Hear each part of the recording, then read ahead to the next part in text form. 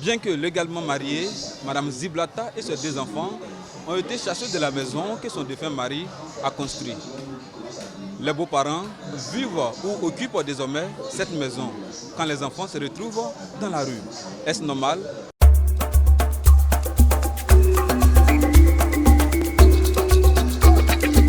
Non, ce n'est pas possible.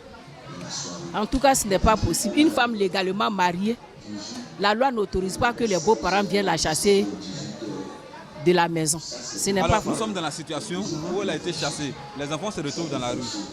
Alors, qu'est-ce qu'elle doit faire? Elle doit faire recours à la justice. Mais selon vous, qu'est-ce qui explique, qu'est-ce qui pousse les beaux-parents à venir chercher En tout cas, ça dépend. Souvent aussi, c'est la belle-fille aussi qui se comporte très mal.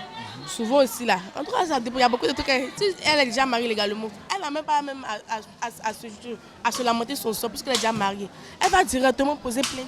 Quand nous sommes dans le foyer, on n'est qu'à faire tout possible. Même si tu ne t'attends pas à être ton mari, il faut tout faire pour t'attendre à être tes beaux-parents.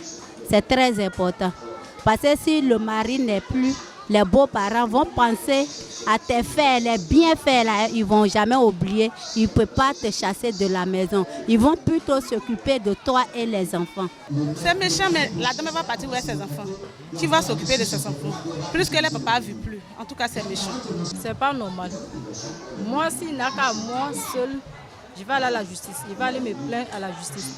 Pour que ce qui me revient de droit et pour que ce qui revient de droit à mes enfants, ça leur revient. Parce que le monsieur est décédé.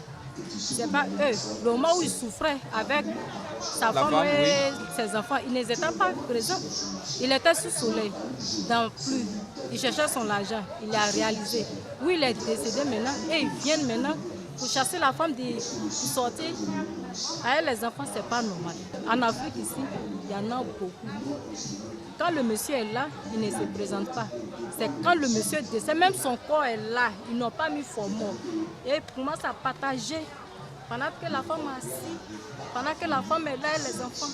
Mais quand ils vont prendre tout ça, là, la femme va faire comment? D'accord. Maintenant, selon vous, pourquoi les beaux-parents se sont comportés ainsi? Qu'est-ce qui explique? Ben, il y a plusieurs facteurs. Oui. La femme peut souvent mal se comporter. Et quand bien même que la femme même elle peut être bien, les beaux-parents n'ont jamais aimé la femme qui est dans le foyer. Parce que moi, je suis passée par là. On ne se marie pas pour les parents. D'accord. Une famille ne se constitue pas à cause des parents. Merci beaucoup. Si vous vous aimez, vous vous mariez.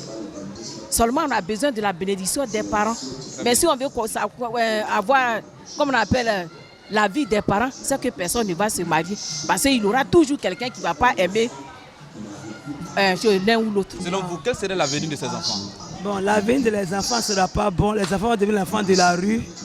Et puis les enfants seront toujours souffrir. Parce que leur papa n'est plus. Leur côté papa partenaire, ils sont venus les chasser. Ça ne sera pas bon pour les enfants. Si moi, mon côté, ce n'est pas normal. Si tu vis avec ton mari, vous êtes marié également, si ton mari est décédé, ce n'est pas forcément que tes beaux-parents viennent te chasser. Ils n'ont qu'à mettre la main sur tes enfants et puis sa femme pour les protéger, pour que les enfants de leurs frères grandissent devant eux.